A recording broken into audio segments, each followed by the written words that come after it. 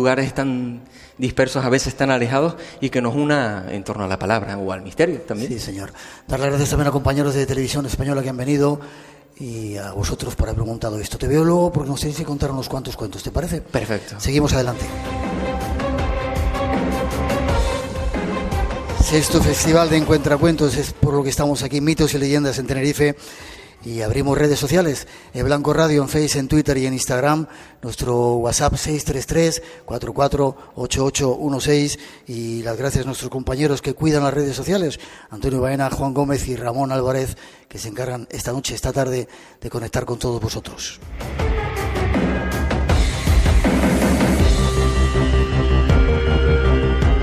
Y vamos ya con un avance de los temas que nos esperan, siempre con la recomendación de que no os perdáis lo que esta noche os hemos preparado.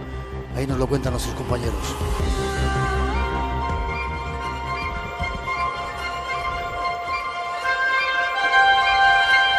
Comenzamos nuestra aventura en esta ocasión desde las Islas Mágicas, desde Canarias, y nos preparamos para un nuevo viaje hacia los mitos y las leyendas. Un buen grupo de invitados esperan para llevarnos de su mano hacia algunos de los misterios desconocidos de estas tierras.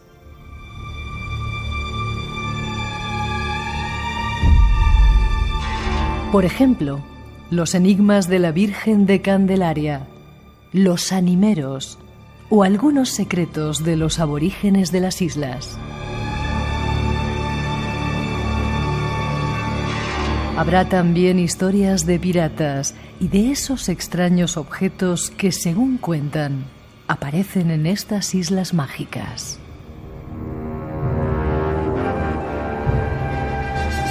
Y sobre todo habrá mitos y leyendas de la mano de algunos cuentacuentos. Estas son nuestras intenciones de esta noche, en este programa especial que ya comenzamos desde un lugar único. Disfrútalo.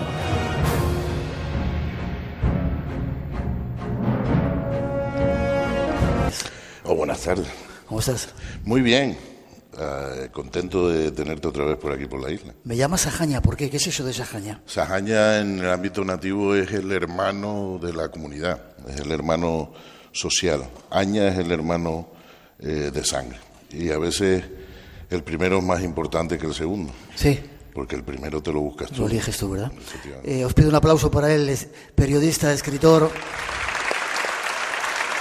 Escribiste un libro que se llama Taucho, la memoria de los antiguos. De los antiguos. Y te has dedicado o te dedicas a recopilar un poco algo que se estaba perdiendo en estas islas, ¿no? Desde el tiempo quizá de los castellanos, ¿os llamáis a los de fuera? Sí, los gauripas le decían. ¿Lo qué? Gauripa. ¿Eso es un insulto, ¿qué? No. El término nativo, no, la visión que tiene el nativo del castellano, que además nos da una idea también del proceso espiritual en el que estaban inmersos, ¿no? Seguro que se te ocurren muchísimos apelativos para alguien que viene de fuera y se quiere quedar con la tierra, quiere violar a tus mujeres o se quiere quedar con el ganado, ¿no? Sin embargo, Gauripa, que etimológicamente significa hijo de la cólera, es una visión... Hijo de la cólera. Claro, es una visión bastante acertada desde el punto de vista espiritual nativo de la visión que tienen de alguien que está enfermo. No es que seas malo. ¿Que está enfermo? Sí, alguien que está enfermo y evidentemente actúa a través de esos instintos para depredar el territorio. Es curioso porque los guanches o los aborígenes de estas islas han sido muy maltratados tanto por la historia como antropológicamente. No se ha considerado el valor, sobre todo el valor espiritual que tenía, y gracias a ti y a otros cuantos que hay por ahí, pero sobre todo a ti que estás ahora con nosotros, se está recuperando y hay un valor tremendo ahí, ¿no? Hay muchísimas veces en el ámbito nativo de Canarias, muchas veces la investigación que se hace del pasado se hace desde los prejuicios, ¿vale? Se hace también desde una visión que arranca desde prácticamente el siglo XIX. Estamos acostumbrados a oír el mito del buen salvaje, ¿no? Aquel tipo que está todo hecho de virtudes y no tiene ningún defecto. Y sin embargo las poblaciones que estaban aquí son seres humanos como tú y como yo, tenían sentimientos, tenían hechos heroicos y también hechos detestables, ¿no? Pero siempre se ha mirado al pasado, el pasado nativo. Afortunadamente, investigaciones de actualidad como de la profesora Rosa Fregel, creo que dije bien el apellido, porque Rosa Fregel, que está haciendo una labor encomiable en el ámbito de los estudios bioantropológicos, ¿no? Y que se está sacando muchísimas cosas a relucir, como por ejemplo, y cito un ejemplo bastante reciente, es de que la tradición oral con la que yo he trabajado durante muchísimos años ha sido denostada siempre por los entes académicos, ¿no? Yo recuerdo de un personaje que decía, que fue presidente además de una institución que está cerca de aquí, que hoy es en día el Museo de la Naturaleza. No te vayas a meter con la gente, ¿vale? No me voy a meter, simplemente voy a decir una frase que decía él, y es que la oralidad, ¿vale? La tradición oral en Canarias en general y en Tenerife en particular solo eran historias de viejos borrachos. De viejos borrachos. Déjalo ahí. ¿Vale? Sí. Vale. Con este señor vamos a hacer un viaje por algunos de los lugares mágicos y algunos de los seres mágicos que hay aquí muy desconocidos.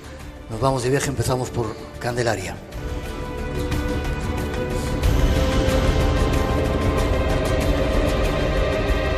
Existen muchos lugares sagrados en esta isla que hoy visitamos.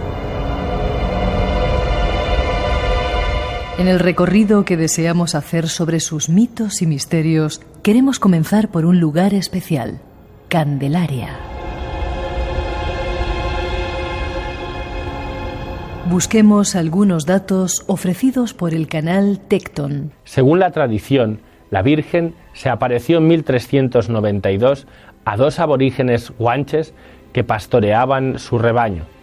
Ellos, al llegar a la boca de un barranco, vieron que el ganado no avanzaba.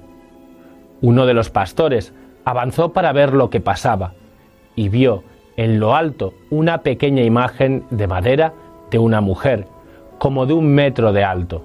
En la imagen, la señora portaba una vela en la mano izquierda y cargaba a un niño en el brazo derecho, mientras que el pequeño llevaba en sus manos un pajarito de oro. La Virgen de la Candelaria, patrona de Canarias, y se venera en la Basílica de Nuestra Señora de la Candelaria en Tenerife. Son los primeros datos, pero como hoy hablamos de leyendas, escuchemos la que nos narran sobre esta extraña aparición. Al sur de Tenerife, Menesellato de Guimar, año 1390. Dos pastores del Mencey Acaimo iban cuidando sus cabras por la desembocadura del barranco de Chihuahua. Uno de ellos se fijó en una imagen femenina con un niño en brazos que destacaba sobre la arena de la cercana playa. Él le hizo señas de que se fuese de allí para que no asustara a las cabras, pero vio que no se movía y decidió acercársele. La perfección de los rasgos de la estatua, unida a los extraños ropajes, le hizo pensar que era una aparición que entrañaba peligro para su ganado, y su instinto le llevó a coger una piedra del suelo e intentar arrojarla contra la intrusa. Su brazo se quedó en alto, paralizado, sin que sus dedos agarrotados pudieran soltar la piedra. Su compañero supuso que algo extraño estaba sucediendo, y tomando una piedra afilada, intentó cortar un dedo de la imagen, para ver si era de madera o bien estaba hecha de materia viva. Curiosamente, cada vez que lo intentaba, se le resbalaba la piedra y eran sus propios dedos los que resultaban dañados, de modo que tuvo que desistir de su empeño. Solamente les quedaba una alternativa: marcharse. Ambos se retiraron del lugar para ir a contarle al Mencey esta extraña y extraordinaria aparición.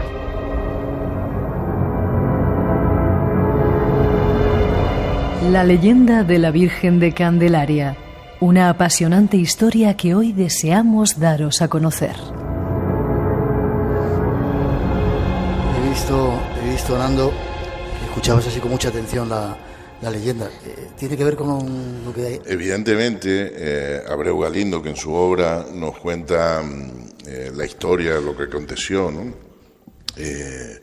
Preguntando ya casi pues 70 años después de la conquista, ¿no? a los guanches viejos de la zona de Candelaria, de Güímar, evidentemente pudo recopilar y además utilizó también el recurso literario de un poco adornar la historia, como por ejemplo la de que el nativo se corta, ¿no? Cuando va a tirar la piedra y en fin.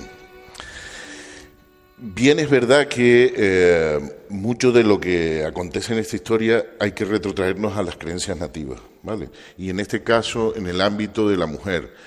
La mujer social, es decir, con edad para estar dentro de la sociedad, se llamaban chamatos, ¿vale? Chamatos. Chamatos es el nombre que recibía la mujer en la cultura nativa, que además también es el nombre que se daba a una deidad que figuraba en todas las fuentes, ¿vale? Por aquello de los cultos a la fertilidad. ¿Qué pasa? Que quien colocó, porque aquí no estamos hablando, bueno, Abreu Galindo se cree el cuento con unos angelitos y pusieron ahí la imagen, en fin. Pero quien colocó la imagen en aquella playa, ¿vale? Estaba haciéndolo deliberadamente con el conocimiento de los cultos nativos. Es decir... Explícame eso, sí. El lugar donde aparece, estoy seguro que muchísimos de nuestros oyentes y las personas que nos acompañan habrán estado en la Playa del Socorro millones de veces. Playa del Socorro, que antiguamente en época nativa se llamaba Chivisaya, ¿vale? Seguro que han estado en Chivisaya muchísimas veces y se habrán fijado que hay un pozo en el medio de la playa, ¿vale? Es un pozo de agua, ¿vale? Ese pozo de agua, que además servía en estos cultos a la fertilidad que hablábamos, Chivisaya etimológicamente significa ruego, ¿vale? Rogativa, es decir, es un lugar de culto donde se iba a pedir, pues, desde el agua, que no hubiera malas cosechas, alejar la enfermedad, que era el motivo principal y el miedo que había en las comunidades nativas, no el mal entendido como el que entiende el catolicismo. Evidentemente, quien coloca aquella imagen, que eso daría por otro programa, ¿verdad? Quien coloca la imagen allí conoce la particularidad del terreno donde está poniendo la imagen y sabe perfectamente qué es lo que va a pasar cuando, en este caso, los pastores se encuentren con ella. Habrán escuchado que dice que en un momento dado el pastor le hace señas, le silba para que se aparte. Eso era una costumbre en época nativa, cuando tú te tropezabas con una mujer en un camino, ¿vale? Si ella no te dirigía la palabra, tú no le podías hablar. Entonces, lo que se hacía es decirle que se apartara porque tú ibas con el ganado, ¿vale? Una vez que ellos van a dar parte, hablando de esa literatura, que aquel se corta con la mano y tal, que yo creo que eso es más bien porque a nadie no se le ocurre de ver una figura femenina con un niño, no hubiera arrojado una piedra, seguro además. Pero bueno, salvando ese adorno, ellos van y dan parte al mensei, ¿vale? Al jefe del menseyato, y estos cuando regresan toman conciencia, es decir, al ver la imagen, las características que tiene, ¿no? Que después hablaremos un poco de la fisionomía que tiene esa imagen, ellos identifican que aquella imagen podría ser Chajiraji. Pero ojo, Chajiraji es una lengua nativa, ¿vale? Que significa la que sostiene, la madre del que sostiene al creador del mundo, pero es una palabra nativa, no, a ver si me entiendo, no de la cultura nativa. Es decir, ya en esa época había comunidades franciscanas que estaban adoctrinando, sobre todo en el Valle de Güímar. Muchísimos de nosotros aquí conocerán el monte del Fraile en Arafo, y el monte del Fraile es porque había una comunidad desde mucho antes de que llegaran los castellanos, adoctrinando con conocimiento de la palabra y de las creencias nativas, adaptándolas al credo católico.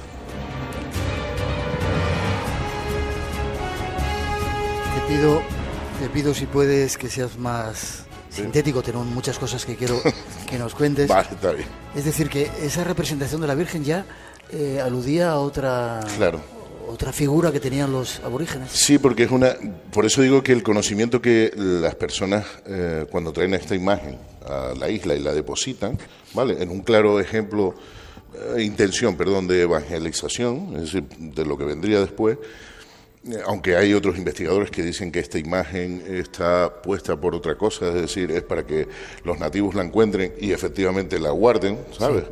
Porque hay investigadores que piensan que puede tener una corriente que entronca con los templarios por ciertas características que tiene. Y el encontrarse en la playa con un niño en brazos, evidentemente a ellos automáticamente, con ese conocimiento que te decía, esa evangelización que había de antes, lo que les dice es que está hablando de la madre. ¿Por qué? Porque la creencia nativa, las deidades, como el sol Mahek, no era masculino, era femenino. Es la madre la que nos da el calor, la que siembra la simiente. Evidentemente, después de la conquista, esa adoctrinación se masculiniza, ¿vale? Y el sol pasa a ser masculino. Pero en época nativa, el sol era femenino. La imagen de la Candelaria, si se fijan o han visto en algunas exposiciones la talla, por detrás justo tiene como los mechones del pelo hacen como una representación del sol, ¿vale? Por eso ellos identifican en que esta es la madre del sustentador del cielo y la tierra. Vale, déjame que te pregunte un montón de cosas. ¿Qué tienen que ver los templarios que los has nombrado con eso? Hay quien dice, yo estuve allí, hicimos una vez un programa también en la playa del Socorro con Sisto Paz, un montón de personas se juntaron allí. Yo era un niño, estaba allí. ¿Sí? Sí, claro. El tiempo pasa para todo. Yo también era un niño. Hay extrañas procesiones de seres vestidos de blanco en esa playa en un momento determinado.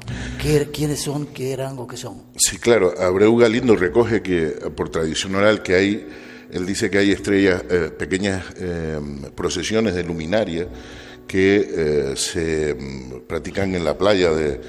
Hombre, imaginemos que en aquella época Chivisaya no era una playa muy concurrida, ¿no? Como puede ser hoy en día. Entonces, desde la lejanía, la gente decía que, ya en época, después de conquistar las islas, decía que veía procesiones de luminarias, ¿no? Por la playa paseándose.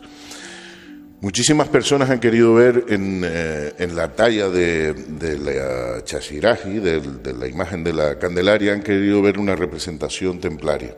¿Vale? Se piensa que esta imagen, ¿vale? Esta iconografía fue traída aquí después de muchísimos años después de haber desaparecido el temple, pero como una medida de salvaguardar algún tipo de información que tenía miedo que se perdiera, y dónde mejor que en unas islas en el Atlántico donde no se pudiera encontrar. Además de esto, tú seguro que lo conociste muy bien, al maestro Juan Atienza. Vino hace muchísimos años, nosotros éramos muy jóvenes, muy jóvenes, y me acuerdo que fuimos a Deje, ¿vale? Donde tú has estado, has visto la Casa Fuerte. Bien, él es el que nos dice que aquello es una encomienda templaria, es una cocina templaria. Y además hay... en la grafía que tiene, los dibujos que tiene pintado la Casa Fuerte por fuera y en la iglesia de Santa Úrsula de Adeje, él dice que se dan las condiciones del temple que no se dan en otra parte del mundo, que él no las había visto juntas, que es el temple oculto representado por la cabeza de Juan Bautista y el temple visible, más espiritual, el otro es más económico, más visual, que es la de Nuestra Señora. ¿Vale? Y las dos se dan en Adeje con la misma circunstancia. Te pido si puedes que seas más sintético. ¿Qué objeto hay ahí que te permite viajar de forma instantánea de un sitio a otro en la Candelaria? ¿Hay algún objeto mágico? Yo creo que el objeto más mágico es la imagen en sí. La imagen, además, que ha sido producto de estudios, ha sido también... ha sido arreglada en tiempos pasados, ha sido llevado al museo para rehabilitarla, porque estuvo bastante deteriorada en esa casa fuerte, además, estuvo durante muchísimos años. Hoy en día, las personas de Adeje que nos estén escuchando saben de lo que digo, saben que tienen una de las imágenes que ahora, después de muchísimos años, los estudiosos del arte admiten que puede ser una copia fiel y de aquella otra, ¿vale? Aunque también hay otros investigadores que hablan de hasta 3 copias de la Virgen, es decir, hasta 3 imágenes. Lo cierto es que aquella que está en Adeje, hay algo muy significativo que es a partir de en 1826, hay una riada, ¿vale?, que afecta a toda la isla y al santuario de la Virgen de Candelaria también. Los marqueses de Adeje, que son los benefactores de este santuario, tienen cueva además hoy en día allí todavía. Resulta que cuando se desata este temporal, los frailes cogen el sagrario, pero no cogen lo más importante del santuario, que es la imagen, ¿verdad? Y la tradición dice que se la lleva, esa riada se la lleva y se pierde, en fin. La actual que hay hoy en la Basílica de Candelaria es una copia, es una que se mandó a encargar para los fieles. Bien, pero es que es curioso porque al año siguiente, el 2 de febrero, los frailes le piden al marqués de Adeje, benefactor, es decir, el que ponía los billetes, le piden por favor que les preste la copia que él tiene en Adeje. ¿Con lo cual había 2? No. Él había hecho previamente una copia. Hay muchos investigadores que piensan que lo que hizo el marqués de Adeje es dar un cambiazo, hablando en plata.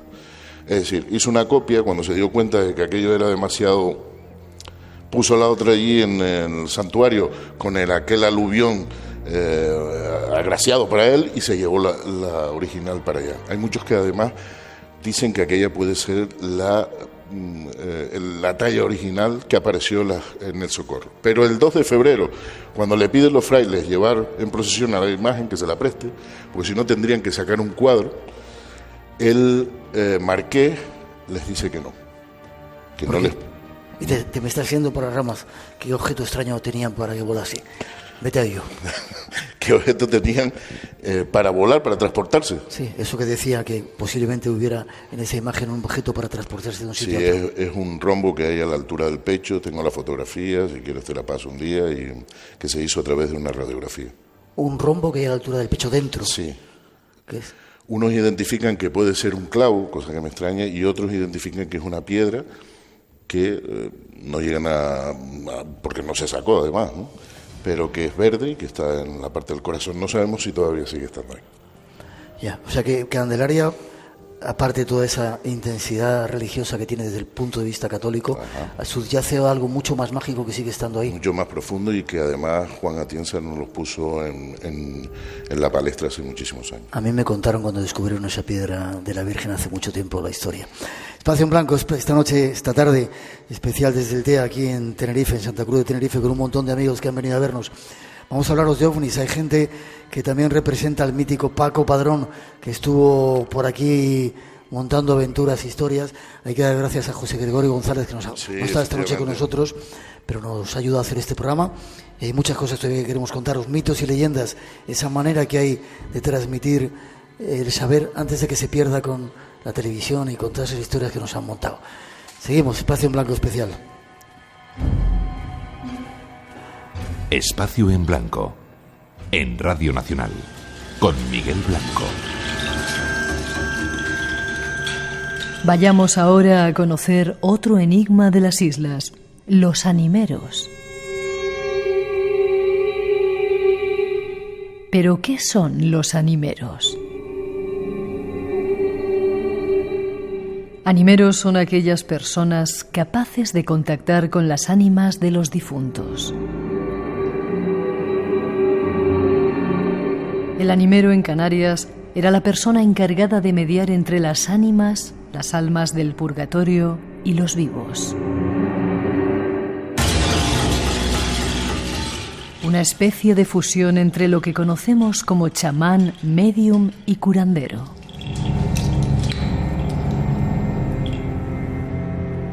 Habría que señalar que esta persona estaba muy bien considerada por aquellos años en el archipiélago.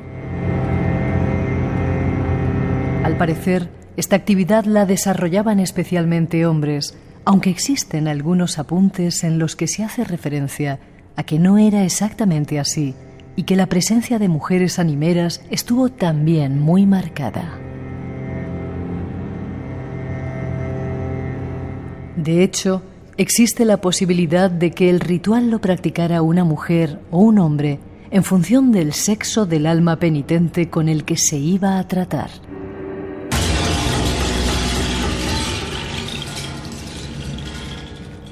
Animeros, el nuevo enigma que nos espera esta noche. ¿Habéis oído alguna vez hablar de animeros? Pregunta al público. Tiene que venir este señor para rescatarnos esa creencia. ¿Quiénes eran los animeros? Y te pido que seas breve, que tenemos aquí otro invitado esperando. ¿Culpa tuya? Culpa mía. Sí. Los animeros eran los que se dedicaban, había una creencia que es que el espíritu de los desencarnados podía acoplarse al cuerpo de los vivos y causarle todo tipo de males. Poseerles. Efectivamente. El animero lo que hacía era desarrimar ese ánima, ¿vale?, para que no le causara daño a los vivos. Además, una figura muy importante en las islas, como decía en la introducción Rosa, porque fueron los médicos a los que no tenía acceso la población, por falta de recursos, evidentemente, y eran muy venerados. El animero, además, entronca con ese pasado nativo, porque el samarín, que es el chamán de nuestra cultura, etimológicamente significa el hombre de poder, aquel que tiene la capacidad de interactuar con otras realidades. El animero exactamente cumple las mismas funciones que hacía este samarín. Y además tenía en su corpus de creencias, tenía todo, desde arreglar o curar las afecciones físicas y las afecciones espirituales, ¿no? ¿Era elegido de alguna manera o lo heredaba? ¿Le venía el poder de algún sitio? ¿Lo aprendía? Se podía heredar por familia, pero normalmente la tradición dice que la madre que escuchara en su vientre llorar al niño, esa persona sería sabio y por tanto en algún momento desarrollaría sus cualidades, sus percepciones para convertirse en animero. ¿Eran hombres y mujeres? ¿Hemos visto ahí? Aquí en Tenerife, por ejemplo, se ha constatado que era un oficio de hombres, pero es verdad que muy posiblemente hubieran hombres para tratar la afección espiritual, en este caso de hombres, y mujeres para ello. Aún así, en la isla de Gran Canaria tenemos una referencia, gracias a los investigadores Santiago Casaña y Juan Carlos Saavedra, que han encontrado en la figura de una mujer que se llamaba Cha Zaragoza, una figura como la del animero, es decir, cumplía la misma función, pero en este caso en la isla de Gran Canaria. ¿Y de qué tiempo estamos hablando? Pues el último animero, aquel que hicimos la investigación hace unos años, falleció en Tenerife, falleció en 1953 en Buenavista del Norte, con lo cual, después de ese señor, que nosotros sepamos, no hubo nadie. En la isla de Gran Canaria, esta señora, Cha Zaragoza, prácticamente hasta finales de los años 80.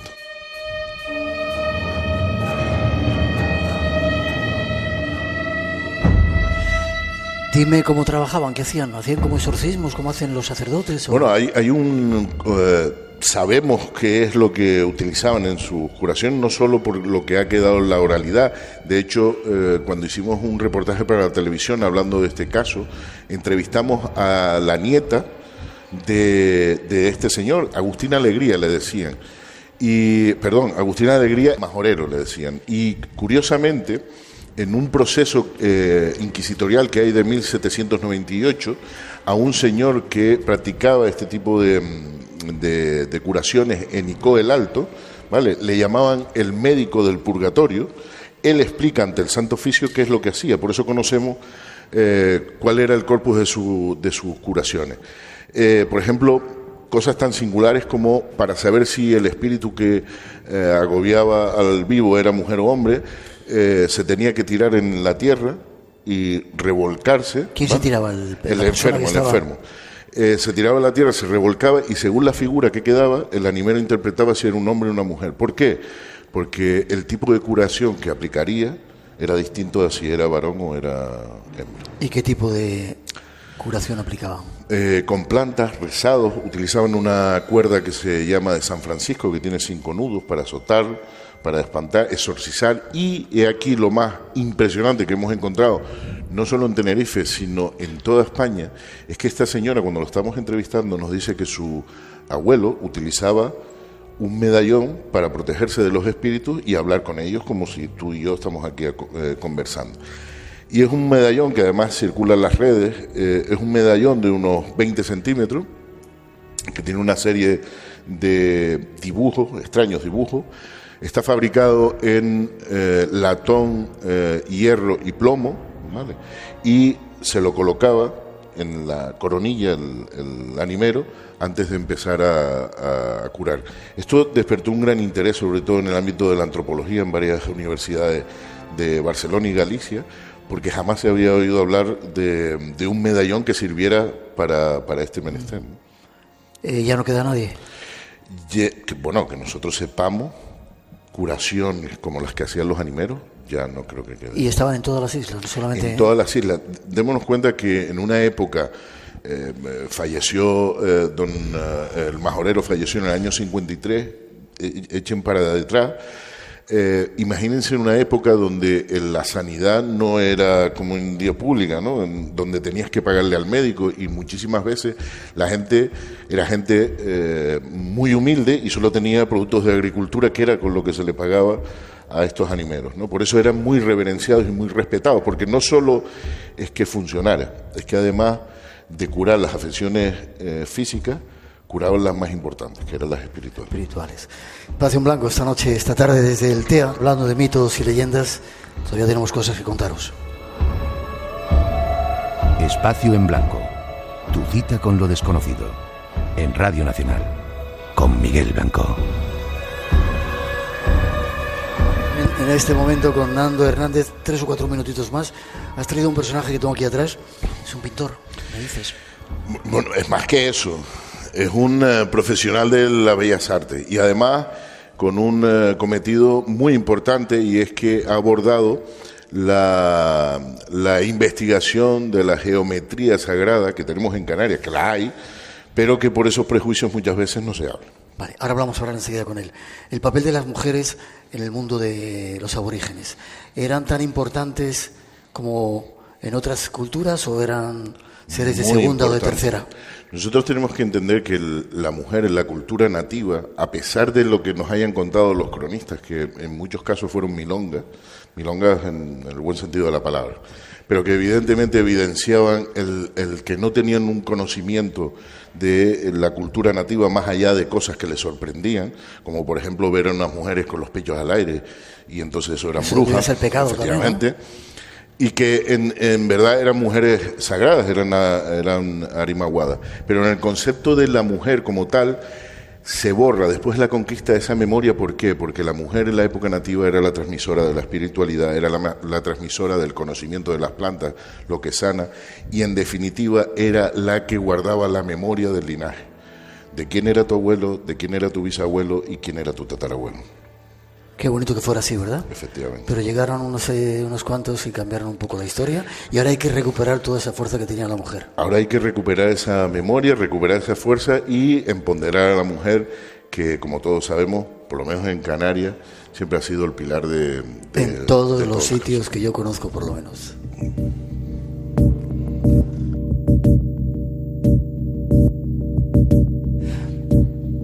Pregunto al público, ¿estáis a gusto? ¿Os ha parecido curioso lo que ha contado? Les pido un aplauso para él, Nando Hernández, un sahaña. Me enorgullezco y estoy muy honrado de ser tu sahaña. ¿Forma de contacto contigo? Pues a través ahora uso más el Twitter, Nando Aborac, el Facebook evidentemente, y después en el programa, no sé si podemos hacer publicidad del programa. Por favor. El programa que hacemos en las islas, en la Autonómica, todos los viernes, de 10:30 a 2:30, que se llama Crónicas de San Borondón. Enhorabuena por ese trabajo también para José Gregorio. Gracias por ser, como te digo, tu sahaña. Estamos en contacto y espero que me sigas llevando a esos lugares interesantes. A mí no te la perdiste. Espacio en Blanco, seguimos adelante. Nuevos invitados llegan. Como digo, vamos a hablar hoy de ovnis con historias que yo tampoco conocía. Vamos a hablar también de mitos y leyendas y otras muchas sorpresas aquí desde el TEA. Una introducción y os presentamos a nuestro siguiente invitado.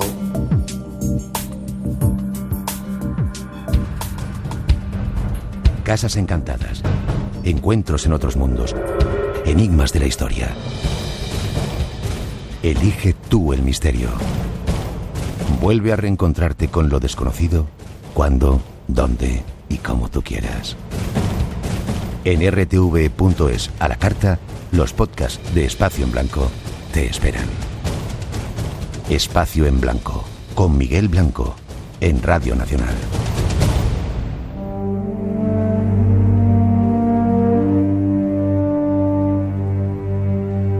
Tenemos en este programa especial a invitados llegados desde diversas islas del archipiélago canario. Nos toca el turno para saludar a Roberto Perdomo, llegado de Lanzarote. Pintor y estudioso de la simbología canaria. Y está esta noche con nosotros para desvelarnos algunos de los símbolos mágicos de estas islas maravillosas.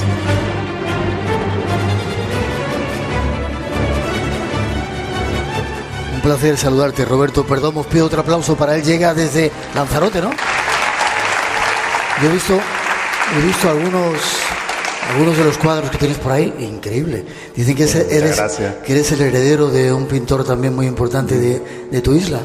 ¿Alguien me ha contado eso? Si te refieres a César Manrique... ¿A César Manrique? No creo. Aunque soy muy admirador de su obra, eso sí. Alguien me ha dicho eso. Sí. Echadle un vistacito, si podéis, a alguna de las obras que tiene este señor. Gracias por estar aquí con nosotros. Y cuéntame qué es eso de... Estás estudiando los símbolos mágicos.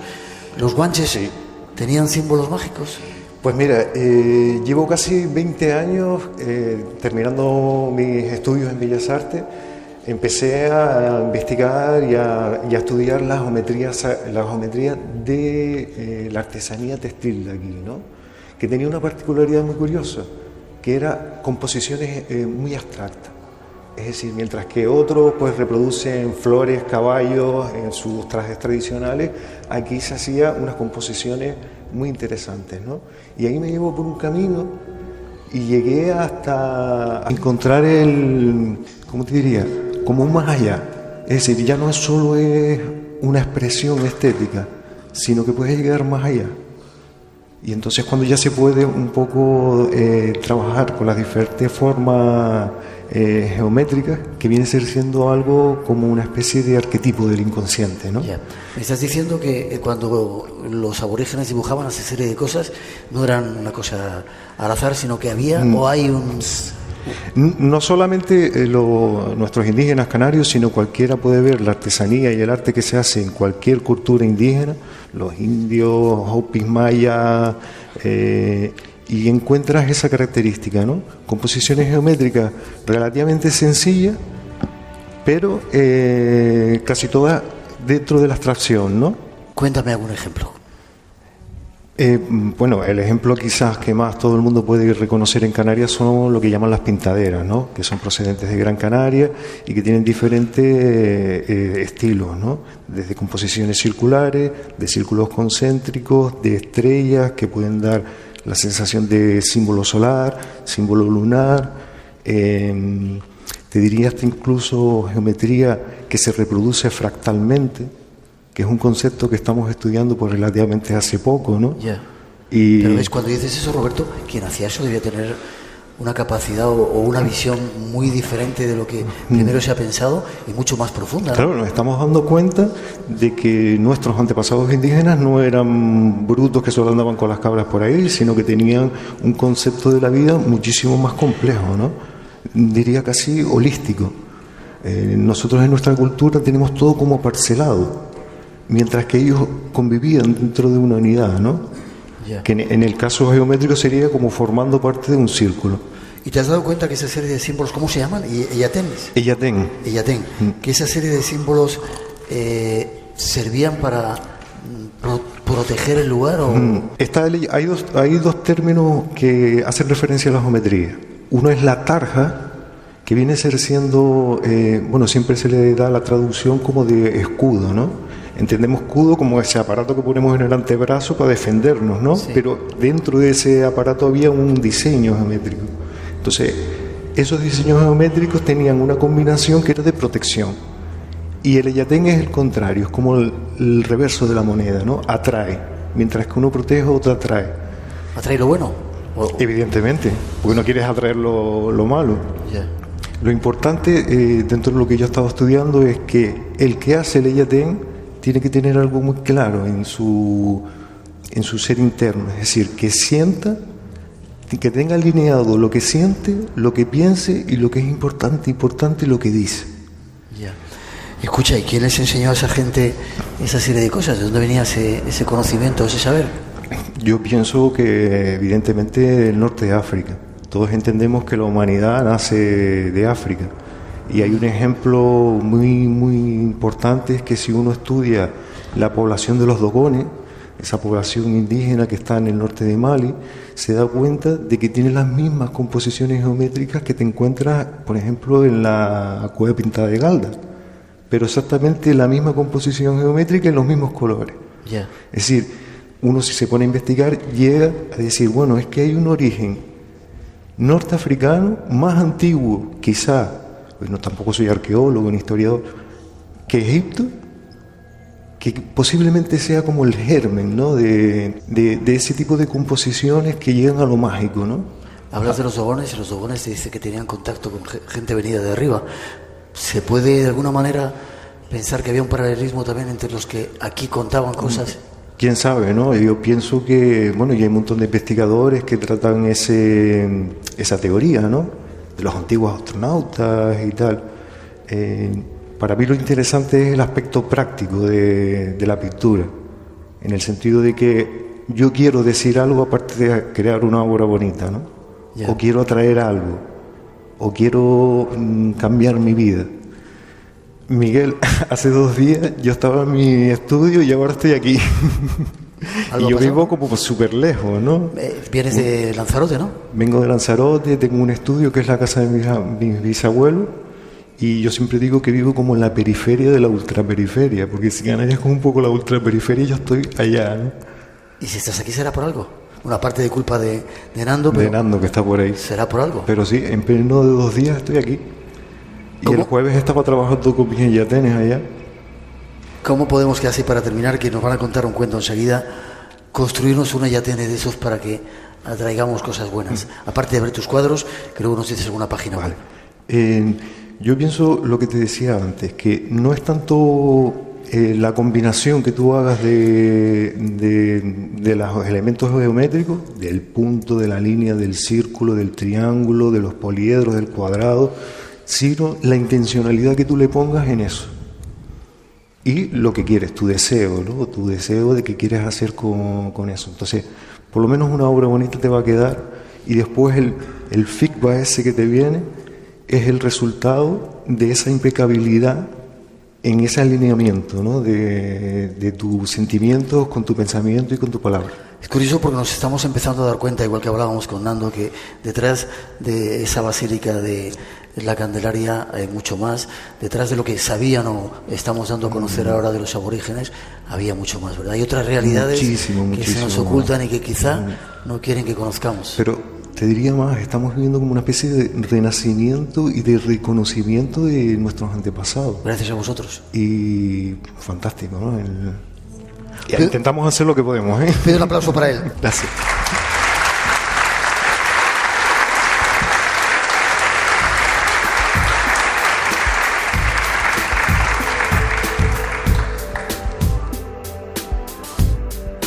Roberto, forma de contacto contigo. ¿Dónde podemos ver esos cuadros que tienes? Mira, tengo mi página de Facebook, que se puede conseguir, se puede localizar con Roberto F Perdomo. Y bueno, tengo un par de vídeos en YouTube con una selección de mi obra que pueden poner Indigenismo Mágico. Indigenismo Mágico. Y ahí pueden encontrar. Dicen que uno de los pintores importantes, como César Manrique, lo tenemos aquí, va a dar muchas sorpresas. Ya me gustaría tener una yateme de esos, ¿vale? Gracias por haber estado en el programa. La valla está ahí, ¿eh? Gracias por estar en el programa. Gracias, Miguel.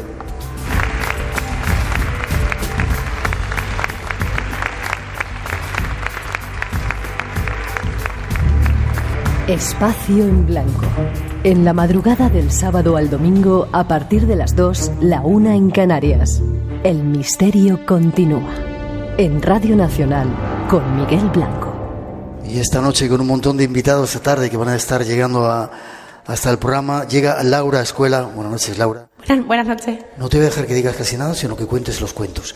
Estáis dentro de un certamen, luego Fabio nos va a dar más información.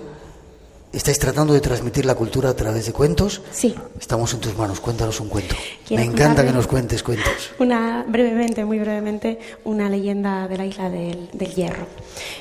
Cuentan las crónicas de la Isla del Hierro que existió un árbol sagrado, un árbol santo, el árbol del agua, Garoé. Y dicen que no había ni hubo jamás uno igual, que tenía una copa alta y frondosa, y fuera la estación que fuera siempre estaba verde. Todas las mañanas, todos los días, espesas nieblas se levantaban desde el mar y recorrían las laderas de la isla hacia arriba para evaporarse después en el cielo. Pero Garoé, con sus ramas, atrapaba esas nubes y destilaba de ellas toda el agua, y ese agua luego caía como una lluvia permanente bajo su sombra. Y los bimbaches, los aborígenes de la Isla del Hierro, recogían toda aquel agua en oquedades que hacían en la tierra, como si aquel agua que caía del árbol fuera una ofrenda de un dios. Y aquella era la única fuente de agua en la isla, y por eso la cuidaban y la adoraban, y por eso el Garoé era todo para ellos. Hasta que un día, como decían antes, llegaron a las islas, bueno, a esta isla en concreto, los conquistadores, los castellanos. Y los bimbaches se reunieron en Tagoror. No podían permitir que los castellanos encontraran el árbol, así que decidieron coger toda el agua que pudieran, almacenarla y luego cubrir las copas del árbol y guardar el secreto del árbol mientras los conquistadores estuvieran en la isla, para que nunca lo encontraran y tuvieran que abandonar el hierro muertos de sed. Y así pasaron días, y los días se hicieron semanas, y los conquistadores en ese tiempo no encontraron agua para beber y empezaron a sufrir penalidades. Pero en todos estos días había una muchacha bimbache, Agarfa, que se había enamorado perdidamente de un soldado andaluz. ¿Y quién quiere ver sufrir a su amado? ¿Quién quiere verle morir? Así que al ver que estaba muriendo de sed, al no soportar sus lágrimas, le enseñó dónde estaba escondido el Garoé. Y eso salvó al castellano, salvó a todos los conquistadores, pero con ello condenó a su propio pueblo. Luego ella murió, castigada por los suyos, y con el descubrimiento del agua en el árbol se fue la libertad y la nobleza del pueblo guanche en la Isla del Hierro, ya que así los conquistadores pudieron conseguir su objetivo. Y desde ese momento fueron ellos los que también adoraron a este árbol legendario.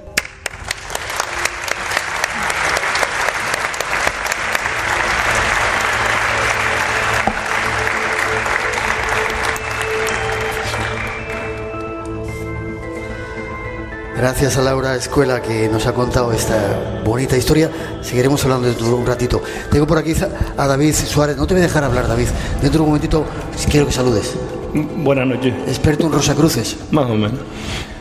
Hay mucha gente que ha pasado por estas islas y no somos conscientes de ello. Hablamos de templarios, Rosacruces. Hay grupos todavía extraños por ahí funcionando. 30 segundos, que luego hablas en la segunda hora. Canarias es un poco precoz en todo esto de sociedades secretas, y además Espacio en Blanco fue testigo hace muchos años también de ello. Lo fuimos. Espacio en Blanco especial. Tenemos que hacer una mínima pausa. Llegan las noticias de las 3. En cuanto se esté escuchando esta noche el programa a las 2 en las Islas Canarias, todavía tenemos mucho que contaros. Redes sociales abiertas, en Blanco Radio, en Face, en Twitter y en Instagram. Regresamos luego hablando de ovnis. Hay historias de piratas, de una extraña monja que estaba endemoniada y que hacía cosas curiosas, y de Rosacruces. No os vayáis, todavía tenemos mucho que contaros, y las gracias por seguir todavía aquí en este lugar especial en el TEA compartiendo esta experiencia. Enseguida regresamos.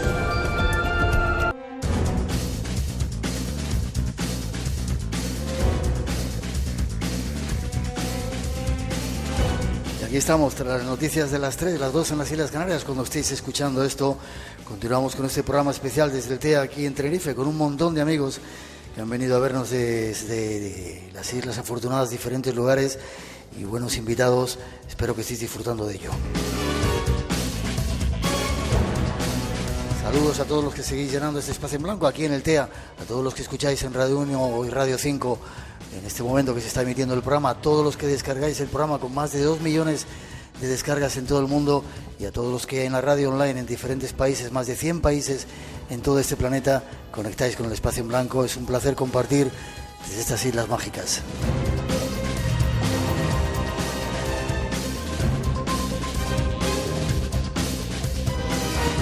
Y para continuar, saludar a nuestro siguiente invitado que nos llega de la isla mágica de al lado, la isla de La Gomera, don Carlos Simancas. ¿Cómo estás? Buenas noches. Un placer que estés de nuevo con nosotros. No, el placer es mío. Ya sabes que tengo esa relación de un programa fetiche con el espacio en blanco, y estar aquí, pues junto a un honor. ¿Qué tal tu abuelo? Mi abuelo está como una puncha. Se hizo un análisis el otro día, ni colesterol ni nada tiene. Uno de los principales personajes de la radio en las islas, bueno, en La Gomera, ¿no?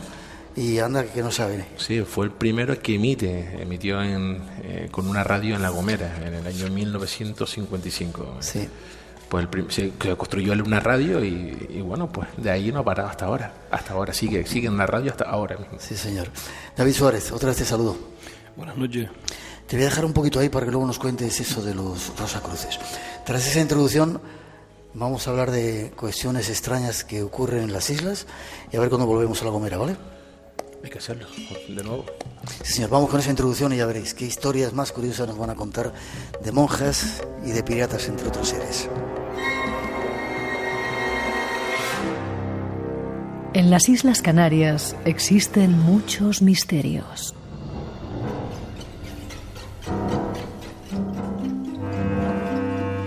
Algunos de ellos ya os los hemos relatado en anteriores programas, pero aún quedan muchos por desvelar.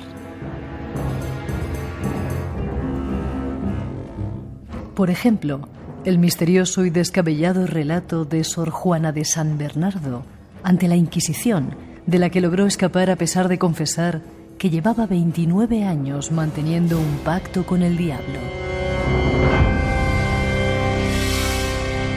O historias como la del corsario Amaro Pargo, que nació en el siglo XVII y durante su juventud estuvo influido por la presencia y auge de la piratería en la isla de Tenerife.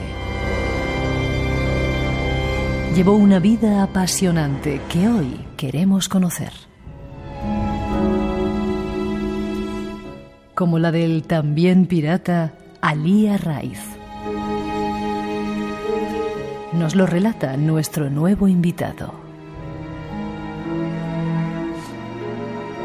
Carlos, en estas islas siempre ha habido gente muy especial, ¿no? Todavía sigue habiendo ahora unos cuantos volados que hacen genialidades, zapatos por ahí en Nueva York, otros que hacen miles de historias. Qué gente tan especial ha habido en estas islas siempre, ¿no? Sí, incluso que ahora este año estamos celebrando el centenario de César Manrique, ¿no? Alguien que coge una isla y la convierte en una obra de arte, ¿no? Ajá. Pues sí. Pero no es de ahora, o sea, esa gente, genios en algún sentido, han estado en toda la historia de las islas, ¿no? Sí, yo creo que también es la mezcolanza, ¿no? de pueblos que han pasado por aquí, ¿no? Que han dejado su granito de arena, y eso pues ha influido en el carácter del canario, ¿no? Que también es creativo y también ha hecho que haya mirado más allá del horizonte y haya exportado pues su cultura ahí en los mares.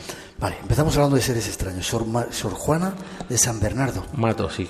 Cuéntame quién era este personaje, esta mujer. Vale, la primera vez que me tengo noticia de ella es por la investigación que hace José Gregorio González, que es el que nos los cuenta. Le hemos dado las gracias, yo no ha podido estar aquí. No ha podido estar, por todo lo que nos ha ayudado a realizar el programa. Pero gracias y sobre todo José Gregorio, este peite se lo entrega Fermín Mayorga, el historiador y escritor Fermín Mayorga, que le da un expediente de Inquisición netamente canario. Y nos vamos a centrar en una fecha, 9 de mayo de 1770. Sor Juana San Bernardo de Mato se encuentra en la sede de la Inquisición, en la audiencia de Las Palmas. El inquisidor tiene un expediente allí que era tan llamativo y tan superlativo que tiene que llamar a otro. Hay dos inquisidores porque no daban crédito a lo que aquella mujer le estaba narrando. ¿Y qué pasaba? Bueno, pues Sor Juana cuenta, digamos en la confesión, de que a los 13 años ella está harta de estar en el convento, sus padres la meten allí para darle una vida mejor. A la fuerza, pero ya ella no quería estar entre muros y quería ver mundo, así que decide hacer un pacto con el diablo. Ella dice que el diablo se le persona allí en la celda, y le dice que bueno, que si le entrega su alma y sobre todo si le da obediencia ciega, le dará todo lo que quiera. Y aquí cuando empieza el problema para el diablo, porque así lo testimonia Sor Juana.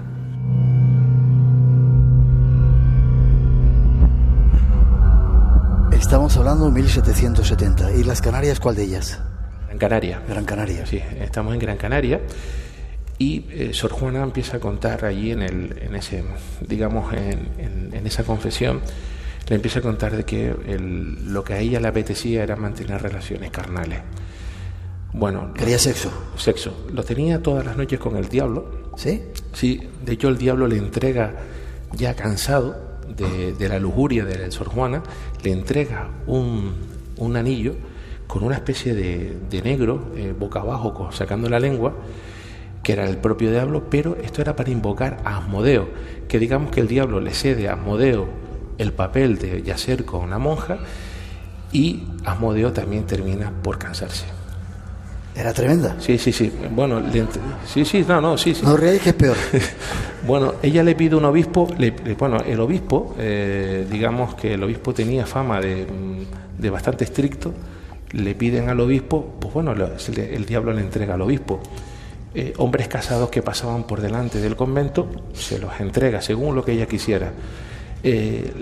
También cuenta que les entrega un mulo, ya que ella hacía con hombres o con animales, según fuera indiferente. Digamos. Pero eso está recogido en el acto de... Está recogido tal cual se lo estoy contando. Llega un momento en que, por lo visto, ya el diablo ni Asmodeo aparecían a las súplicas del diablo, porque estaban cansados, ¿no? Estaban cansados de tanta marcha.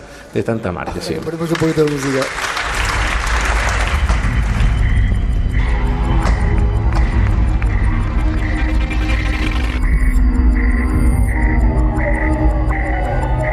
Yo estoy escuchando cosas muy raras, no sé si lo escuchas tú también. Igual que tenemos también algún... Vale, seguimos con la historia de la monja. ¿Qué pasa después? Bueno, entonces, digamos que la monja, ¿no? Termina por confesar, porque ya el diablo no quería saber absolutamente nada de ella. Digamos que sí, habían contraído matrimonio el diablo. Estamos hablando de que fueron 29 años. 29 años. 29 años en la que ella pues tuvo todo tipo de desmanes sexuales en las Palmas de Gran Canaria. Ella incluso presenta el contrato en el que, firmado con sangre, el diablo, en este caso Lucifer, compraba el alma a través de cumplir todos los deseos, y el anillo con el que ella se podía hacer invisible, podía, en un momento dado, podía saber quién estaba hablando mal de ella a sus espaldas. Y incluso lo mismo, todo sacerdote que intentó hacerle un exorcismo, porque ya en los últimos años tenía, pues, digamos, esas manifestaciones demoníacas, ¿no? Pues también todos los sacerdotes que iban a su celda acababan en la cama con ella, y todo esto por intermediación del diablo. ¿Y no la condenaron a la hoguera como aquel tiempo? No. ¿Se libró? Claro. Y esto también hay que hacer un pequeño matiz, ¿no? Cuando hablamos de la Inquisición española, fue de todas las de Europa la que menos gente mató. Siempre como cuando mataba, normalmente eran reos comunes, gente por asesinato. A ver, los dos inquisidores vieron que aquella mujer tenía algún tipo de problema de trastorno mental, la absolvieron y la recluyeron en otro convento, vigilada y cuidada, ¿no? Para que no volviera a escaparse a hacer de la suya, y sobre todo para que tuviera ya un final de vida más tranquilo. O sea que no la condenaron. No. ¿Pero lo del sexo era cierto o se lo montaba? Era una... Lo del sexo, muy posiblemente, Miguel, es que pues o todo fue fruto de su imaginación, o ella por las noches tenía alguna manera de escaparse, ¿no? Por lo visto era una mujer bastante guapa, muy llamativa, y bueno, pues Las Palmas de Gran Canaria es un puerto, gente que transitaba y bueno, pues pasaba lo que pasaba, ¿no? Extrañas historias de personajes de las islas esta noche en el Espacio en Blanco. Si te gusta el misterio, lo desconocido, tienes una cita con nosotros. De 2 a 4 de la madrugada, del sábado al domingo. Espacio en Blanco, con Miguel Blanco, en Radio Nacional.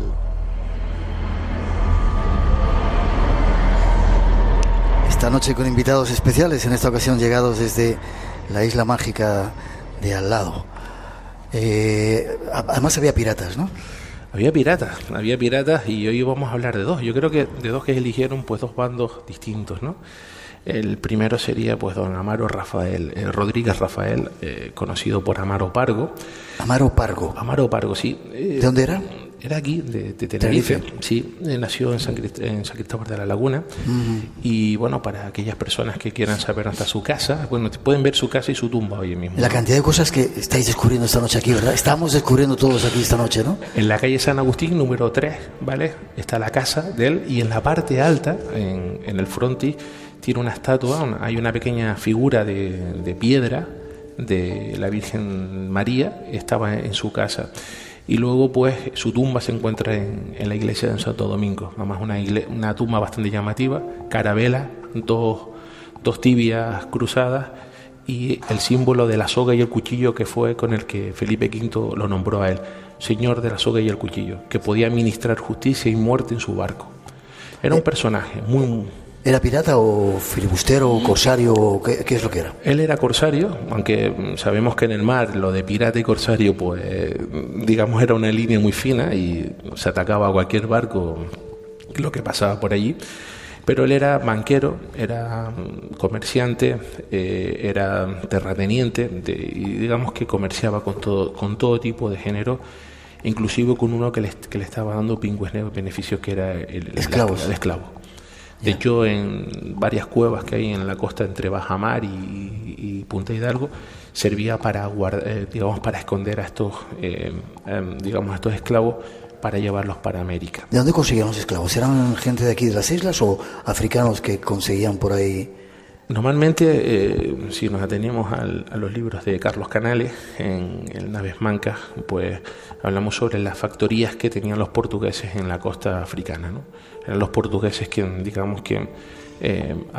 atrapaban, llevaban hasta la costa y allí pues metían a ingleses o a españoles para sus colonias.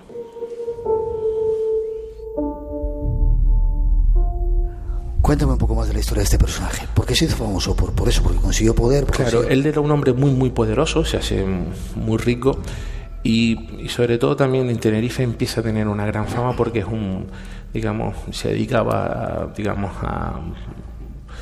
al bien social, repartía dinero se han construido varias ermitas, la iglesia de Santo Domingo, donde está enterrado, la construyó él, la ermita del Socorro en Tejina también, pero en Vallegarra también la construyó él, y luego era muy dávido a las personas, a los menesterosos, ¿no? A las personas pobres, y sobre todo tenía una devoción que era el convento de Santa Catalina, donde estaba María Delgado, Sor María de Jesús, la siervita de Dios. O sea que era un pirata como Robin Hood, bueno, que sí, yo creo, robaba por ahí lo que podía y lo repartía entre los pobres. Hombre, tenía esas dos caras, ¿no? Esas dos caras en el sentido de que en sus negocios era bastante despiadado, era un tío que aplicaba la ley, la ley de la mafia, ¿no? Y luego pues tenía la otra cara, que era una cara pues la que intentaba dar pública de una persona generosa, bien asentada a la sociedad, pero tenía esas dos caras, ¿no? Hay quien dice que el pirata Cabeza de Perro, que es un pirata literario, está basado en las leyendas que se contaban de él, ¿no? Que nadie tenía, digamos, la destreza de hablarlo públicamente, pero sí a través de un pirata imaginario que era Cabeza de Pedro. ¿Murió en Tenerife o...? Murió en Tenerife y aparte también tenemos una de sus obras digamos, de las que él pagó, es el sarcófago donde está enterrado la siervita de Dios. ¿Sí? Sí, hay un verso en el que la primera palabra de cada línea de ese verso se lee pargo. Sí, está ahí en el sarcófago, que se abre cada 15 de febrero, en la que se expone a la monja incorrupta. Bueno, pues solo pagó el de su bolsillo. Habían 3 llaves, y una tenía en Santa Catalina, otra en Santo Domingo y los dominicos, y otra la tenía Amaro Pargo, siempre colgada, y que cada 15 de febrero se abría. Qué curioso.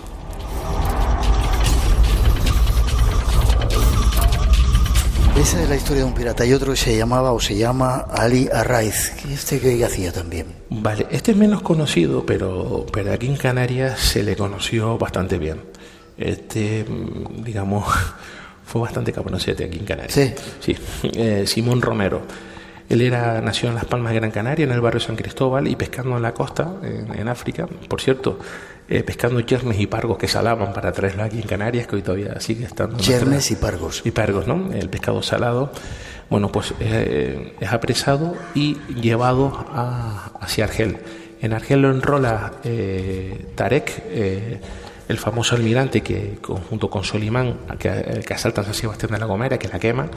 Bueno, pues él está como esclavo, está en ese ataque, y años más tarde él apresa, estaba el capitán de su navío, estaba enfermo, pero él era contramaestre, ataca una flota de barcos que venían a Lanzarote, los coge a todo el mundo, eran unos 120 religiosos, y se los lleva para Argel, donde digamos la cuantía de rescate fue muy alta. Y ahí fue escalando hasta ser almirante de las galeras turcas de Argel. Fue también un banquero. Pasa que él tenía un sistema bastante novedoso a la hora de cobrar, ¿no? Él venía a Canarias, cogían a gente, él mismo los secuestraba, pedía el rescate y luego enviaba a alguien para prestarle el dinero a la familia. Y así era como una especie de círculo vicioso. Si no le podían pagar, que casi nunca se le podían pagar, se quedaban ellos con el que habían secuestrado y lo vendían como esclavo, ¿no? Por lo visto en las clases altas turcas, tener un esclavo cristiano era como lo más chique de la época. Respetó mucho a los canarios que llevaba, a muchos los liberó. Incluso llegó a ser la colonia, tanto canaria española, de esclavos en Argel. Pues él llegó a arrendarle locales para abrir bares, donde traía el vino. Bueno, era un comerciante, Simón Romero, se trae a la familia, algunos se convierten al Islam, pero fue muy temido tanto en las costas levantinas como aquí en Canarias. Se dedicaba mucho a las razias, a arrasar por la costa. ¿Dónde murió? Murió en Argel. ¿En Argel? Murió en Argel, sí. Además, él se llama Simón Romero, pero se cambió el nombre Ali Arraez. También se le llamaba Ali el Canario o Simón, o Ali Simón también.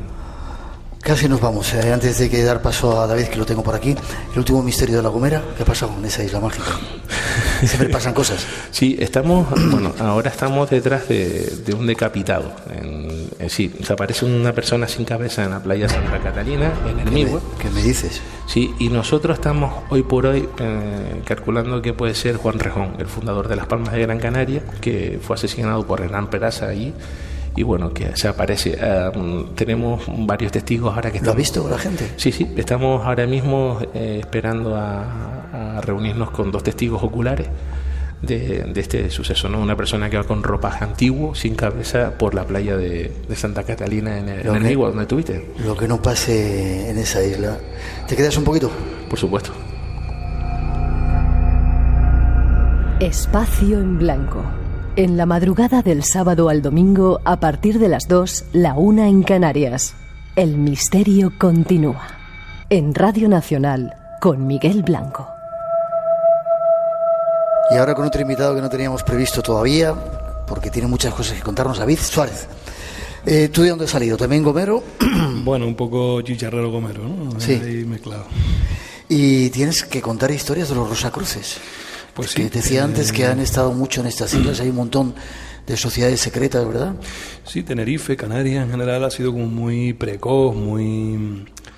se ha adelantado un poco, ¿no?, a lo que es la historia de todo lo que sería el país, a la aparición de sociedades. Yo no sé si Nando tiene conocimiento de alguna sociedad en la época prehispánica y era costumbre entre los aborígenes este tipo de cuestiones, pero en Canarias siempre se han dado estos temas con décadas antes que lo que es en la península. ¿Sigue habiendo un centro masónico todavía por ahí? Sí, el famoso templo masónico, que era el único que se levantó en España y que todavía queda en pie, que bueno, está la verdad que en un estado un poco lamentable, esperemos que se rehabilite.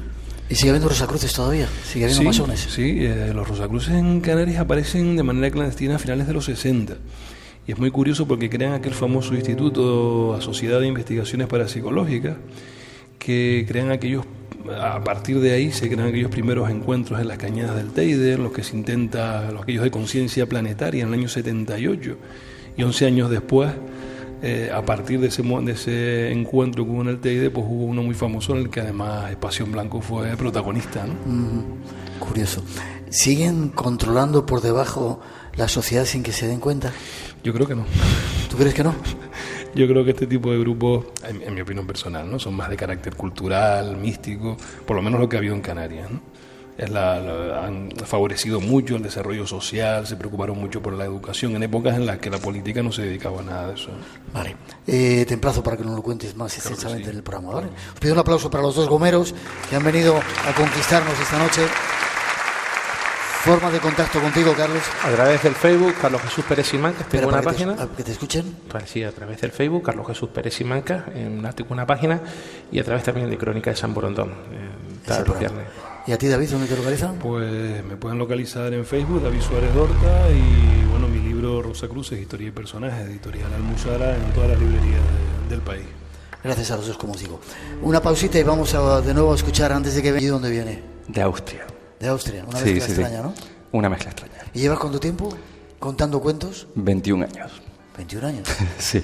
Vale, te dejamos con él antes de que nos vayamos al mundo de los ovnis. ¿Qué nos vas a contar? La leyenda de Guayota y Achamán, o de Achamán y Guayota. ¿Guayota quién era o qué es? Achamán es Dios, el Dios creador, y Guayota es el diablo. ¿Y se juntan? Algo así. En tus manos estamos, ahí estamos. La leyenda dice así: al principio no había nada, y allí en el medio del vacío, Achamán lo contemplaba. Todo, es decir, nada. Pero él nada necesitaba. Un día decidió crear, y creó lo que estaba arriba y lo que estaba abajo, a la derecha y a la izquierda. Creó el fuego, el agua, el aire y la tierra, y creó a todas las criaturas que allí habitarían. Y Achamán se sintió contento. Y habitaba en lo alto. Y un día decidió bajar, y se colocó a lo alto de la montaña más alta, Echeide, el Teide. Y allí lo miraba todo. Y era como tener la vista nueva, como si le hubiesen puesto los ojos de nuevo, como si fuera un bebé, y pensó, qué hermoso. Y necesitó crear a los guanches para que compartieran con él la belleza de la creación. Y cuando los trajo, les enseñó lo que estaba arriba, lo que estaba abajo, a la izquierda, a la derecha, y les enseñó a diferenciar el bien del mal. Y a Guayota aquello no le gustaba. Guayota quería vengarse de la creación de Achamán, pero no se atrevía a entregarse a ellos, o sea, no quería enfrentarse a Achamán. Achamán era poderoso. Y Guayota pensó que podría engañar a los guanches. Y subió a lo alto del cielo y robó a Majek, el sol. Lo encerró dentro de Echeide y allí esperó. Como la gente no sabía lo que estaba arriba o abajo, a la izquierda, a la derecha, porque no veían, tampoco sabían lo que era bueno o malo. Y entonces sintieron miedo. Y comenzaron a rezar y a rezar para que Achamán hiciera algo. Y Achamán se acercó a Echeide y entró. Dicen que estuvieron luchando durante muchísimo tiempo. Y por fin salió Achamán, colocó a Majek en el cielo y encima del Teide un tapón. Ese trozo blanco que hay en la cima, ¿no? El pan de azúcar creo que lo llaman. Y lo tapó allí. Y Guayota se quedó atrapado dentro de Echeide. Y dicen que aún a día de hoy allí está. Y que cuando grita y maldice, todo se agita. Y que a veces insulta y grita tan fuerte que sale fuego por su boca y hay erupciones.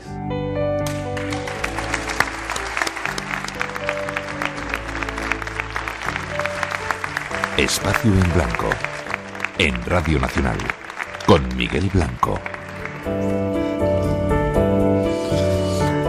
Y con un montón de gente bonita esta noche que está aquí con nosotros. Gracias, Diego. Gracias. Saludar a otro invitado que nos llega. Canarias está muy relacionada con el mundo de los ovnis. Dejadme que escuchéis esto.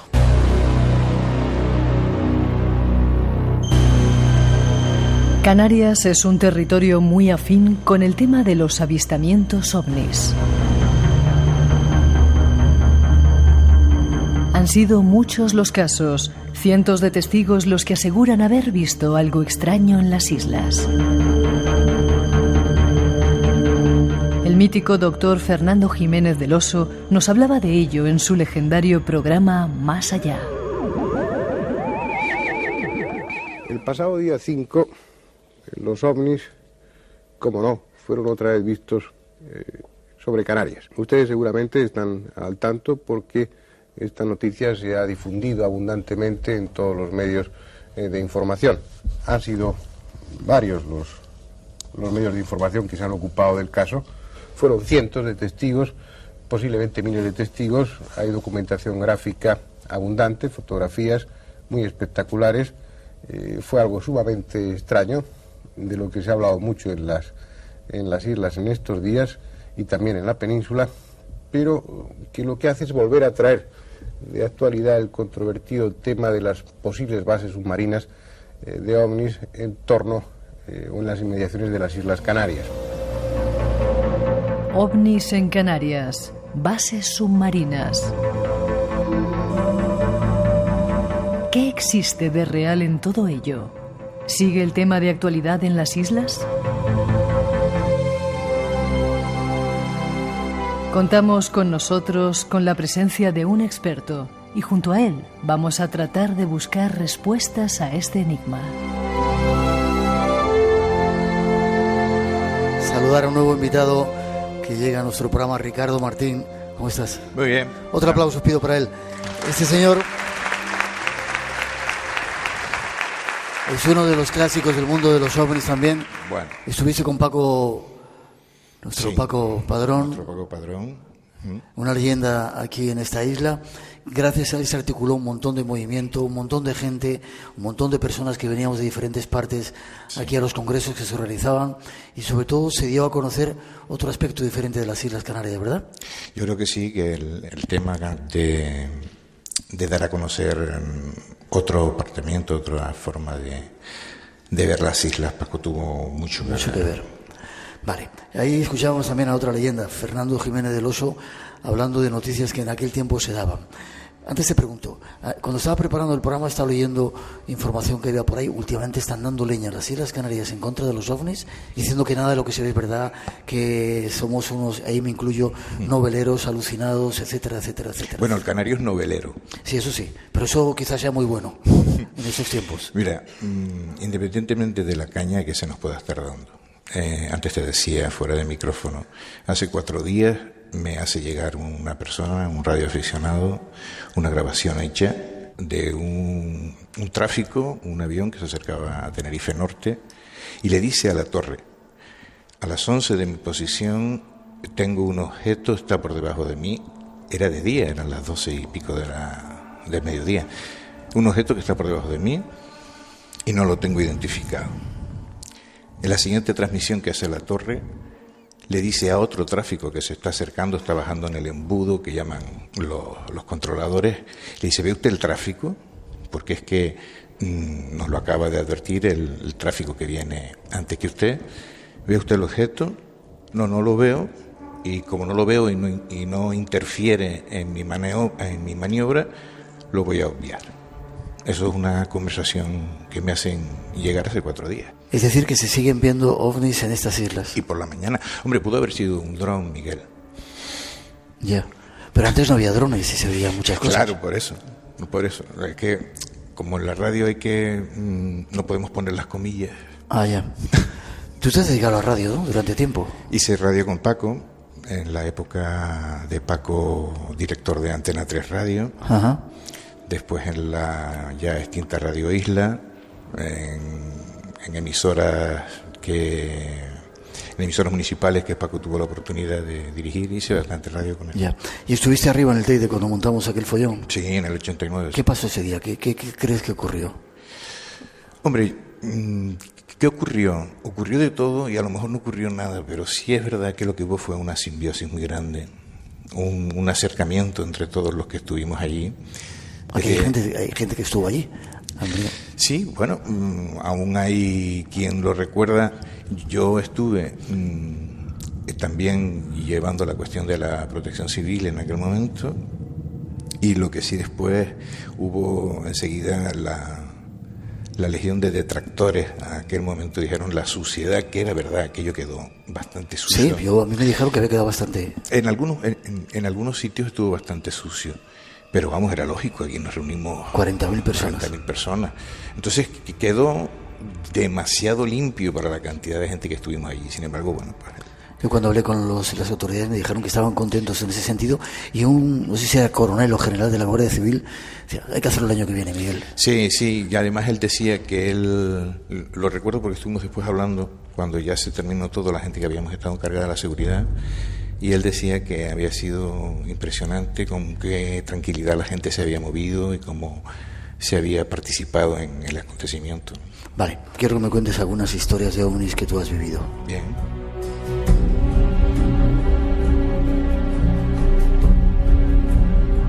Yo estoy seguro que muchas de las personas que están aquí viendo el programa esta tarde-noche han tenido alguna experiencia. ¿Habéis visto algún ovni por ahí alguna vez en estas islas? Están tímidos. Cuéntame tú la tuya entonces, las que habéis vivido. O responde lo que decía Fernando Jiménez del Oso. ¿Hay bases submarinas en Canarias, esa extraña historia que contaban? Te voy a contar algo con respecto a eso. Vale.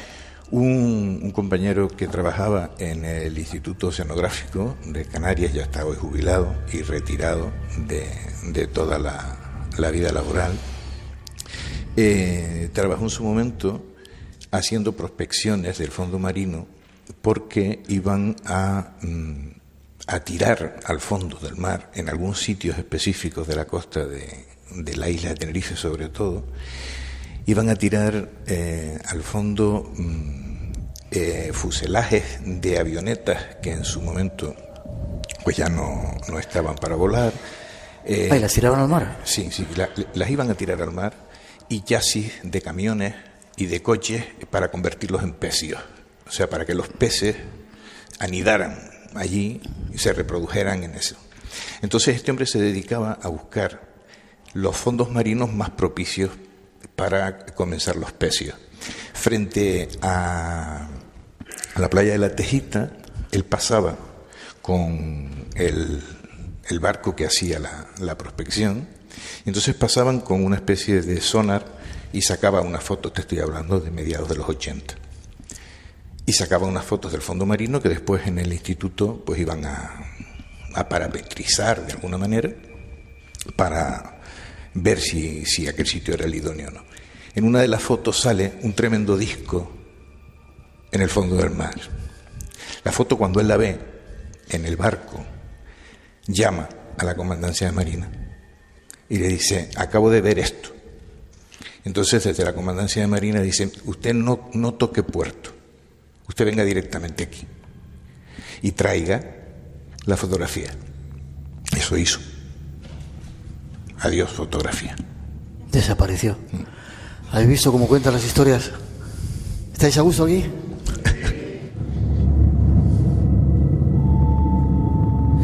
Pero no me has contestado. ¿Hay bases submarinas en Canarias? De momento lo que había era eso. A ver, bases submarinas.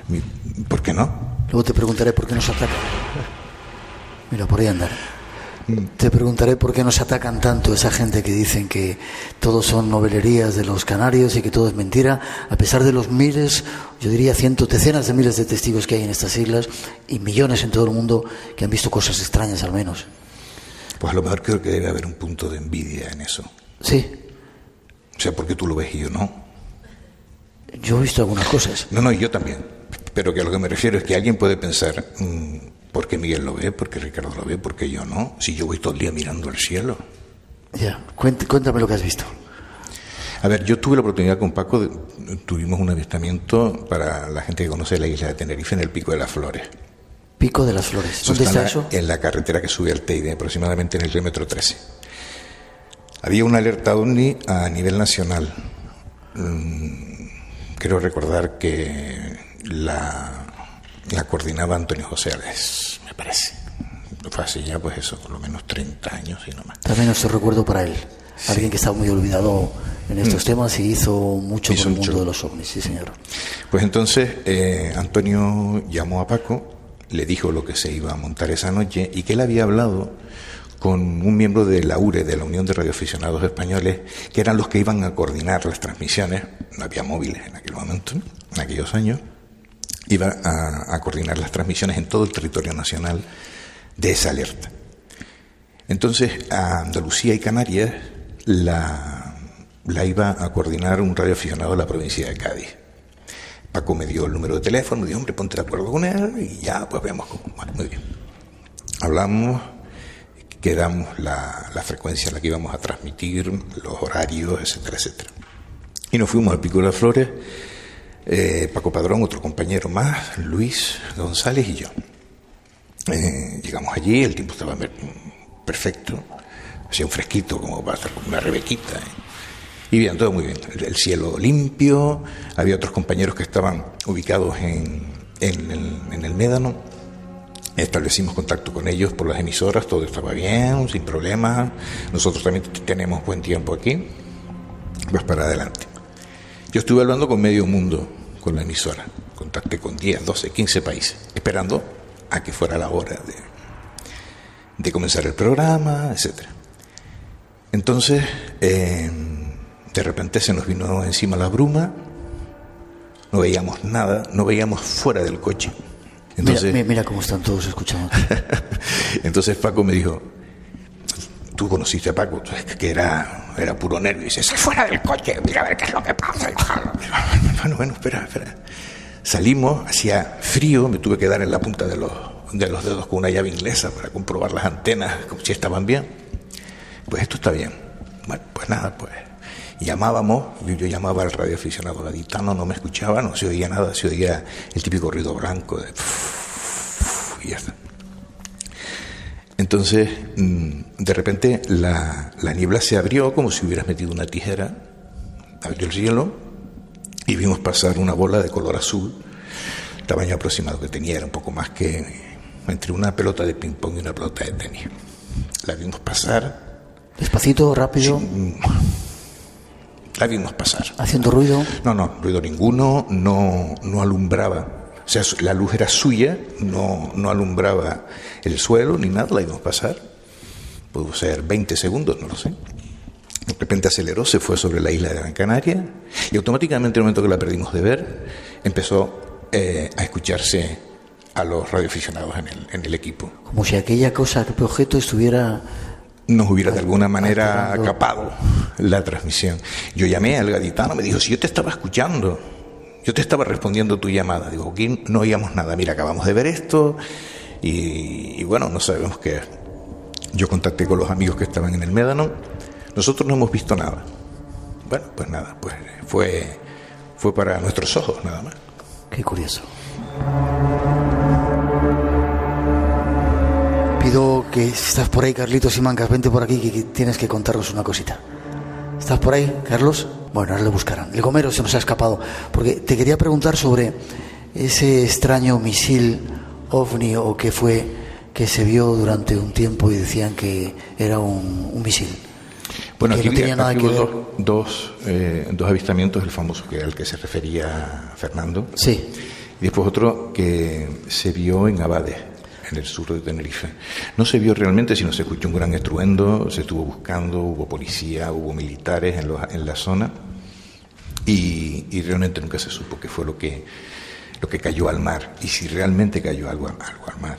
Carlitos, estando en La Gomera tú contabas que no sé quién había visto, no sé si era tu abuelo, que vio aquel extraño, o hubo dos, o no sé si... Son dos cosas diferentes, sí. El que vio el abuelo de de Carlos fue el famoso del 5 de marzo del 79. El 5 de marzo. ¿Y eso que era un misil?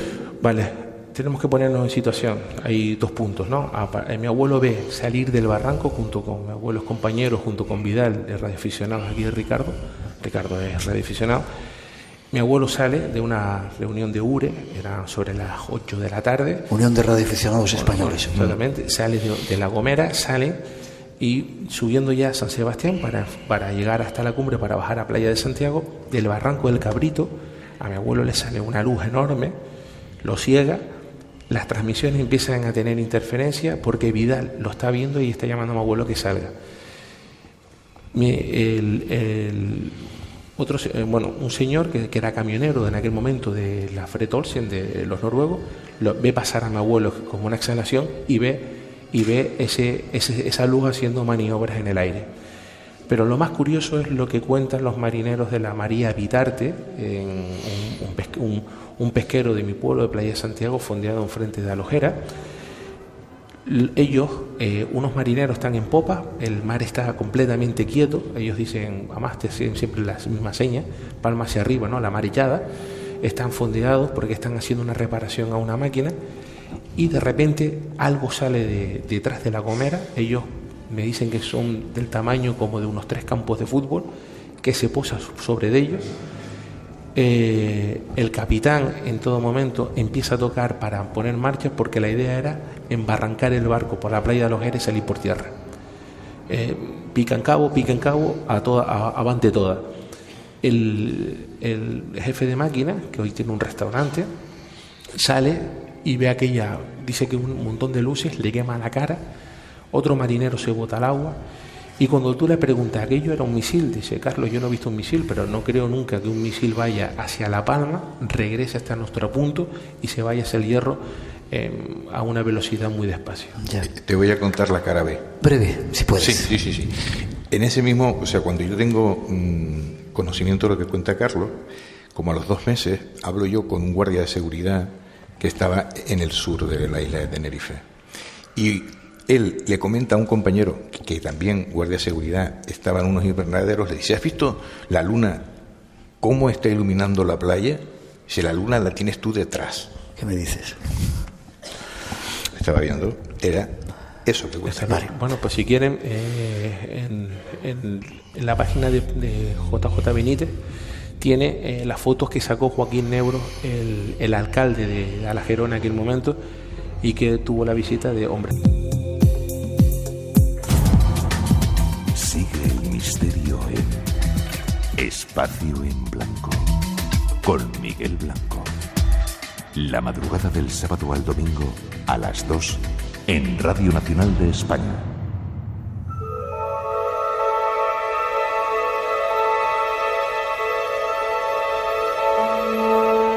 Los cuentos son pequeñas historias que permiten emplear mundos y personajes mágicos para contar las cosas de forma sencilla. Poseen un poder didáctico de transmisión de aprendizajes inmenso.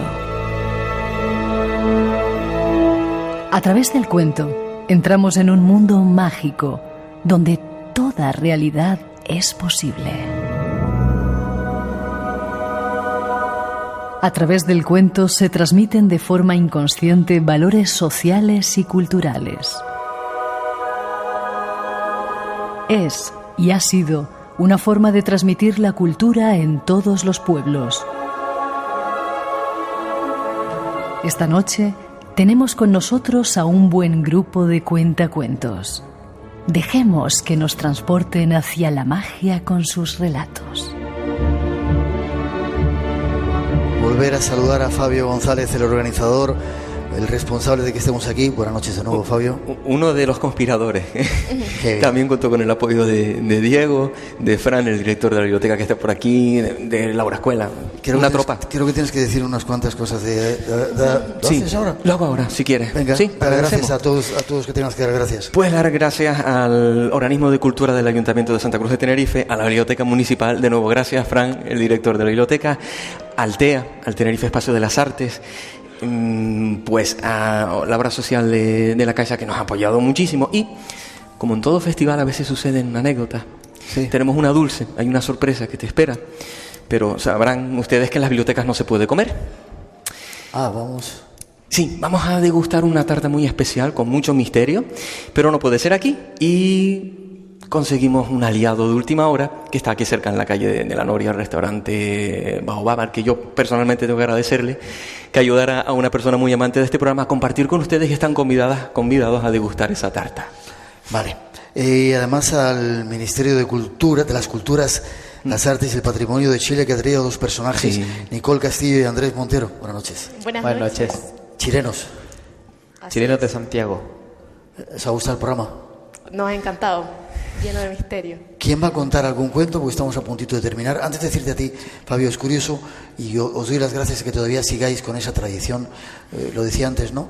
Que en este mundo de las pantallas, de los teléfonos, que los niños están olvidando de la magia, de repente lleguéis vosotros y con la palabra sigáis transmitiendo esa cultura que está ancestral ahí todavía. Mantenemos la llama. Estamos hechos de historias, Miguel, que es algo que la gente piensa que es algo poético, pero es la realidad. Si no, piensen en su día a día, y cuando llegan a casa y les preguntan, bueno, ¿qué tal? Y ustedes cuentan, sea en orden cronológico o sea por importancia, pero cuentan. Y si además es algo distinto, algo novedoso, algo importante, ahí hay una historia. Así que estamos hechos de cuentos. Y es importante mantener esa llama viva, y es lo que nos dedicamos la gente cuentera, a seguir avivando ese fuego. ¿Quién va a contar casi el último cuento del programa? Bueno, puede ser cualquiera de los dos. A ver, yo les cuento que en el sur de Chile hay una isla que se llama Chiloé, que es como esta isla, un poquito más grande. Y en Chiloé hay un pueblo que se llama Rahue, que está mirando al Pacífico. Y en este pueblo hay un puente que da al abismo. Es un puente extrañísimo porque se corta a la mitad, como entrando al océano. Y lo que pasa es que dicen que no es un puente, sino que un muelle, donde van las almas de los que mueren y llaman al balsero. Le gritan ¡balsero! Y el balsero viene y se lleva a los muertos, cruzando como hacía Caronte, del lado de los vivos al lado de los muertos. Pero dicen también que una vez vino una gringa que estaba mochileando de turista en Chiloé, y como sabía esta historia se hizo la divertida, se puso frente al muelle y le gritó al balsero ¡balsero! Y el balsero vino. Pero cuando vio que estaba viva, no se la llevó. Y dicen que una semana después esta muchacha falleció en un accidente de bus extrañísimo el año 95. Y los lugareños de Rahue dicen que todavía se escucha la voz de la gringa gritando al balsero, pero que el balsero reconoce la voz y no se la lleva. Así que si algún día están por Chile y van al sur y llegan a la isla de Chiloé y llegan a Rahue y ven el puente de las ánimas, no se les ocurra llamar al balsero, porque efectivamente reconoce la voz.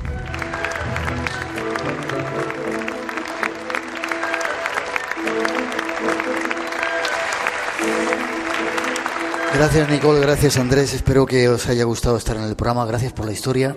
Espero que lo sigáis escuchando estando allí en Chile. Y te tengo que despedir casi, Fabio. Forma de contacto, darte las gracias por esto que has montado. Forma de contacto con los cuentacuentos, para que en todas las partes de las islas se os escuche, y ojalá de toda España, de todo el mundo, se os siga escuchando contar cuentos. Pues especialmente del Festival Encuentra Cuentos nos pueden encontrar en Facebook, simplemente por Encuentra Cuentos, y ahí estamos haciéndonos difusión de la narración oral, y también pues con nuestras compañeras y compañeros de la Asociación Canaria de Narración Oral, Tagoral, que también tiene su sitio en Facebook y también su página. Y ahí nos pueden encontrar y pueden seguirse alimentando, nutriendo de las historias y encontrándonos en sitios donde compartir cuentos. Gracias. A ti. Gracias. Mil gracias.